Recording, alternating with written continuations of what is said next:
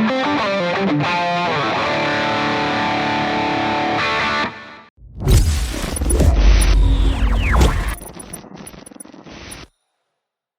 Paul from the Studio Rats, and today I'm joined by Lee. Hi. Lee Abraham, king of budget gear, awesome guitar player, and what's happened? So what have you bought, and why are you doing it?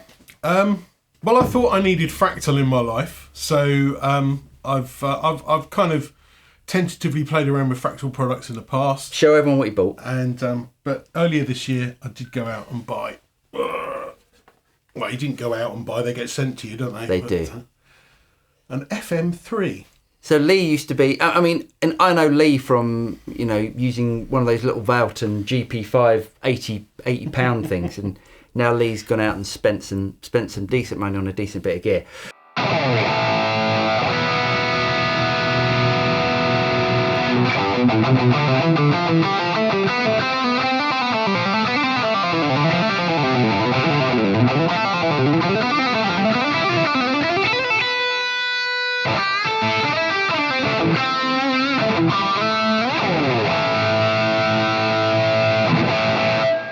Tell everyone your issue with the FM3. So the FM3 is quite an expensive bit of kit. They're almost £1,200 in the UK if you want to buy one, and but so worth it. Oh, absolutely, yeah. The modelling and the effects in it are just second to none. It's it's probably one of the best, if not the best, guitar-based product on the market, I would say. Yeah, so I like to keep my gear in pristine condition if I can. All shiny and new. Right. But I play a lot of gigs. I play a lot of gigs locally. I play a lot of gigs internationally as well. So there were two things really in the back of my mind about taking the FM3 out and leaving aside all the arguments about, oh, well, you buy gear and you're supposed to use it. You're supposed to take it out and you're supposed to play it. I totally understand all that. But if there's an alternative to that, I'd like to explore that alternative.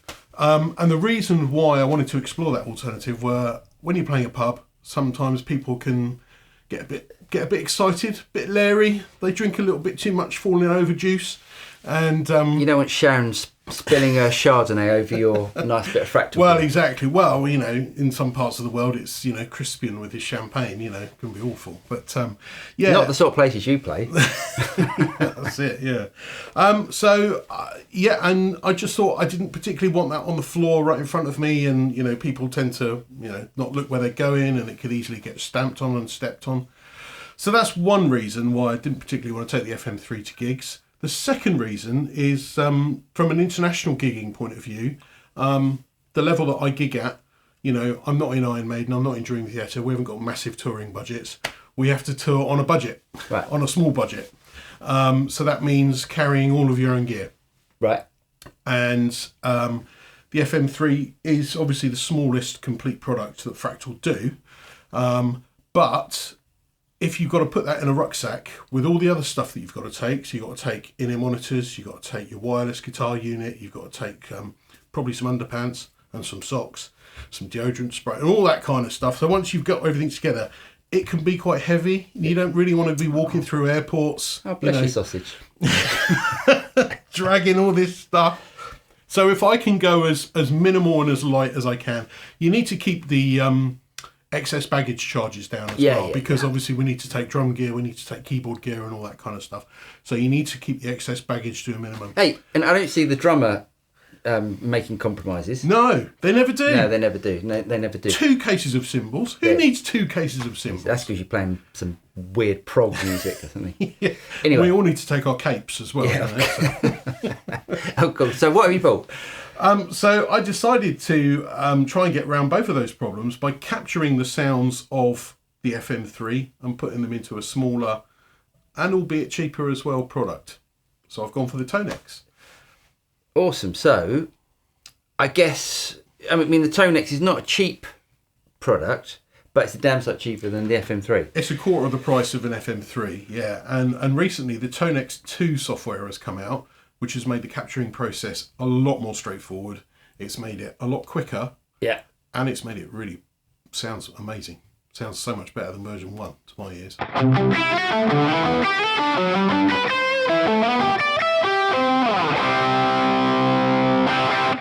So what we're going to do today is to capture Lee's FM3, stick it inside Tonex, stick the patches inside of Tonex. I think we're only going to do a few patches. Yeah.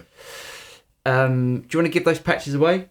Yeah. We'll find a way of giving those patches away for Tonex users. So if you want to download them, you can do. But we'll see how close we can get from Lee's FM3 tones to the Tonex. And these are like giggable tones, aren't they? These are the tones that you go off and gig with. Absolutely. Yeah. Right. So let's capture. Now, you don't need to see us capture because there's loads of videos on capturing stuff and it takes ages. So we're going to capture. We're back in half an hour, a couple of hours, whatever. And then we'll go through the comparison between the FM3 and Tonex. So we've captured the FM3 into Tonex. We've now transferred the sounds out of the Tonex software into the Tonex pedal. That's the only thing about Tonex. You can't actually capture on the pedal. But all that aside, we've put the sounds inside of Tonex. So now we're going to switch between the two different sounds. So first of all, here's the FM3.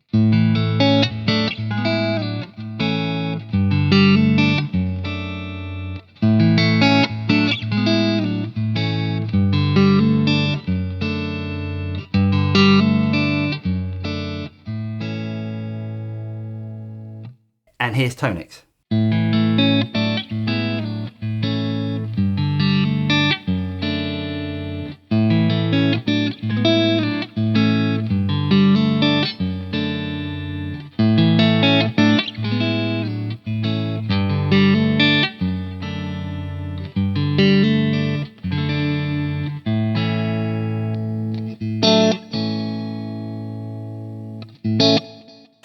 Sounds pretty good, doesn't it?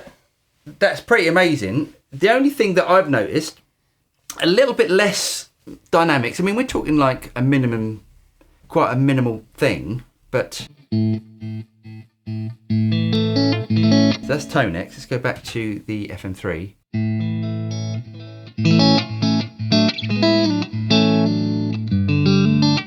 I mean, it sounds like it sounds like the same thing. Think a little bit more mids. Yeah, I wondered whether it was gain, but you played it and you thought instantly it was mids. So mids or gain or something, but that might be the interaction with the interface because you obviously use an interface to capture. So yeah.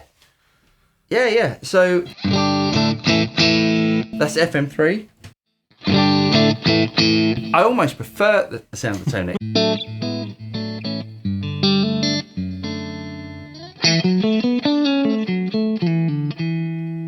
FM3.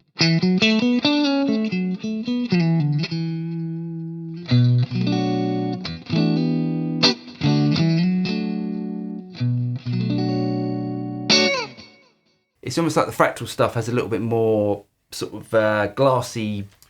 Yeah, it's got more of a polished studio sort of tone and feel about it, isn't it? Yeah. It sounds great. Okay, well, let's go to the second patch, which is the drive patch. This is your overdrive patch. Let's do that. So we'll let a proper guitar player play now. Right, so we can do the drive tone. This is Lee's. What is this? This is your... Yeah, this is my main crunchy sort of rhythmy sound, yeah. Okay, so first of all, this is the FM3.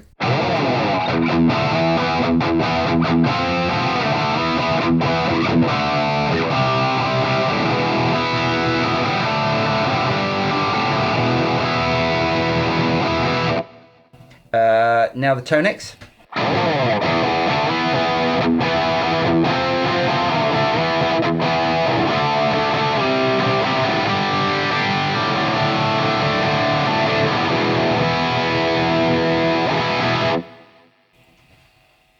I mean, it's weird because I'm not playing it, but to me,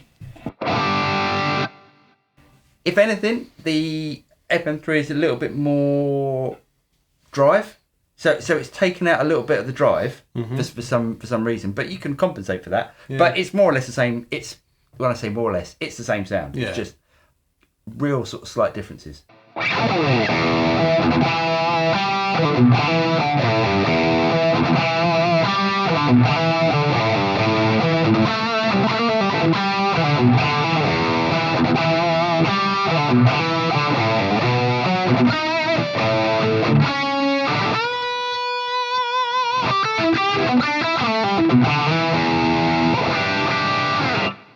Tonex.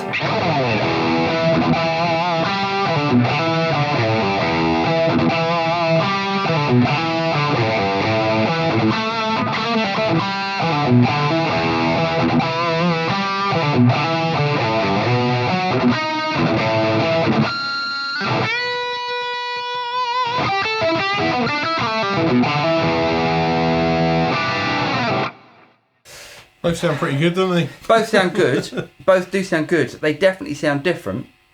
It is like Tonex has a little bit less gain and a little bit more mids. Yeah, it's a bit more gnarly. Yeah, it's more gnarly, isn't it? It's more gnarly. Sounds great. I mean, it's like highly usable sounds, and you're talking like such a tiny little difference between the two. Right, let's try the lead patch.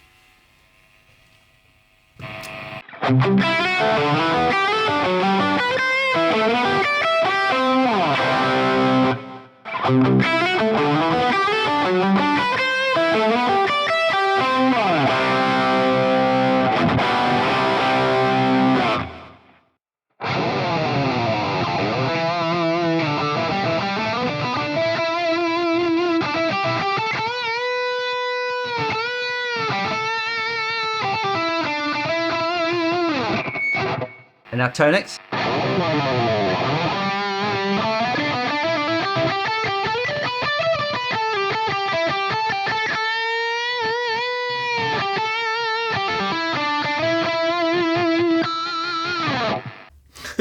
Pretty awesome. I think it works, you know. I mean, for what I need it for, which is, you know, to go out live, both locally and internationally, with a smaller footprint, a lighter device. Yeah. And albeit a more cost-effective device if something were to happen to it. Well, I think personally, I thought the lead tone sounded exactly the same. Yeah. The rhythm tone, or your crunchy sort of rhythm tone, I mean, it could just be in the capture. I mean, you could capture it again maybe, and it would... Yeah.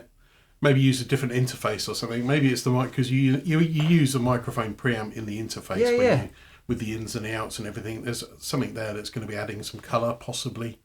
And the clean tone, I mean, you could definitely, you know, it was a minimal difference. If anything, I think the Tonex has that little bit more mid that can push through the mix a little bit more, and just adds that in, you know, must do in the software. It must be, or you know, or maybe in the interface, but definitely sounds different and feels great to play through. Yeah, they do. Yeah, they feel really good. The version 2 software is great, and like I say, capture process so much better, so much more straightforward, quicker, and it sounds better too. So there you go. We'll find a way of giving away these patches. They'll be in the notes below, so if you want to go and check it out, you can do it. In the notes, we'll leave a link to where you can download the patches. Anyway, really hope you guys got something out of that. If you did get something out of it, don't forget to like and subscribe, click on the bell button, and you'll be notified of any future video that comes out from the studio. So I'm Paul. I'm Lee. And we'll see you next time.